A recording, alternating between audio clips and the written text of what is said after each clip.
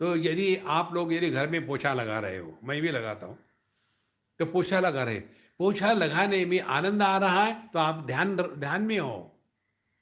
सब्जी काट रहे, सब्जी काटने में आनंद आया, माने आनंद से सब्जी काटी तो आप ध्यान में हो। उसके लिए अलग बैठने की कोई जरूरत नहीं। लेकिन आप पोछा लगा रहे हो, पता नहीं ये लगा रहे, फिर आप नरक में हो। देखो, सुमधुर संगीत कर्कश आवाज का विरोधी है। मीठे शब्द कड़वे शब्दों के विरोधी है। भगवान का नाम गालियों के विरोधी है, लेकिन श्रवण शक्ति किसी की विरोधी नहीं। अच्छे विचार बुरे विचारों के विरोधी है। देखो, लेकिन मन किसी का विरोधी नहीं है। जागृत स्वप्न की विरोधी, जागृत स्वप्न सुषुप्ति के विरोधी। लेकिन एक तत्व ऐसा है जो जागृत को भी आधार देता है, स्वप्न को भी, सुषुप्ति को भी, समाधि को, किसी का विरोधी नहीं है। यह जो निर्विरोध सत्ता है वो अपना स्वरूप है। यदि इसको हमको पहचानना है तो क्या करना पड़ेगा? Give yourself zero choice. Choice माने क्या? मुझे ये नहीं अच्छा लगता, वो अच्छा लगता है, विरोध हो गया ना एक दूसरे से। देखो, यदि हम इस लॉकडाउन में रहते हुए भी खुश है और बाहर जाते तब भी खुश है, तो हमारे लिए अंदर बाहर का क्या फर्क पड़ता है?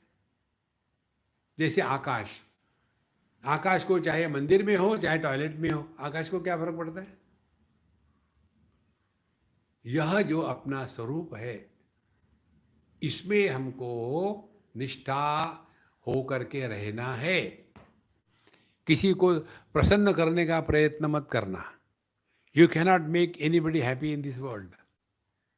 फिर आप प्रसन्न रहो, और कोई प्रसन्न है तो उसकी प्रसन्नता में प्रसन्न हो जाओ। कोई दुखी है तो यदि आवश्यकता हो तो उसको दुख से निकालने के लिए प्रयत्न करो, लेकिन उसके साथ दुखी मत होना।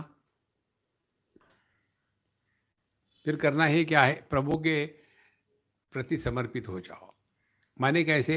सिंपल टेक्निक है हमारी, don't give your self any choice. जितना हम कम अपने आप को चॉइस देंगे उतने हम प्रभु के पास हैं। जब जनेऊ होता है उसमें 3 धागे होते हैं। विवाह के पूर्व एक ही जनेऊ होता है, विवाह होने के बाद एक दूसरा जनेऊ और आ जाता है।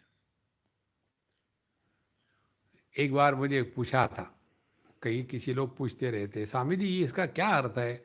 हमने कहा देखो, ये 3 धागे हैं ना, उसमें पहले हमारा दायित्व तो होता है अपने माता पिता के प्रति, उसमें कोई कॉम्प्रोमाइज़ नहीं। दूसरा दायित्व तो होता है हमारा समाज के प्रति, समाज में अपने रिश्ते नाते और जहाँ हम रहते हैं वो सब आ गया। और तीसरा दायित्व है अपने प्रति। अपने प्रति दायित्व माने हमको इसी जन्म में प्रभु को प्राप्त करना है। 3 दायित्व। और जब हम ये 3 दायित्व को अच्छी तरह से निभाएंगे, लेकिन दूसरा तो आपने बताया नहीं स्वामी जी। क्या नहीं बताया भैया? नहीं, विवाह के बाद दूसरा एक और आ जाता है। वो इसलिए कि वो पत्नी के दायित्व आपके हो गए। अब माने आपको, जैसे आप अपने माँ बाप की सेवा करते हो वैसे ही अपने सास ससुर को भी माँ बाप के रूप में स्वीकार करके सेवा करें।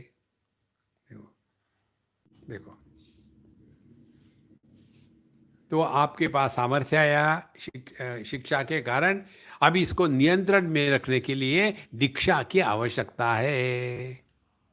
देखो, दीक्षा में हम अपने आप को गुरु महाराज के सामने समर्पित कर देते हैं और उन्होंने जो बताया है उसके आगे पीछे नहीं जाएंगे। इतना मतलब इतना ही करेंगे। देखो, नहीं तो व्यक्ति के पास सामर्थ्य आने के बाद उस पर नियंत्रण लाना बहुत कठिन है।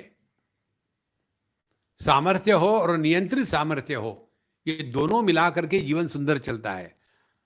जैसे आपके पास कार है, स्पोर्ट्स कार है, वो दौड़ती है 500 किलोमीटर्स पर आवर के हिसाब से और पूरा सीधा रास्ता है। तो आपके पास सामर्थ्य है, खूब जोर से चले जाओ, लेकिन बीच में कोई गड़बड़ी आ गई तो आप पर नियंत्रण नहीं रहेगा, तो एक्सीडेंट गारंटीड है। माने सामर्थ्य के साथ साथ हमको अपने आप पर नियंत्रण रखने के लिए दीक्षा की आवश्यकता है। अशिक्षित मानव से उतनी क्षति हो नहीं सकती जितनी दीक्षा रहित शिक्षित से होती है। बाप रे, educated illiterates are more dangerous than absolute illiterates, ये इनका कहना है। अशिक्षित मानव से उतनी क्षति नहीं हो सकती।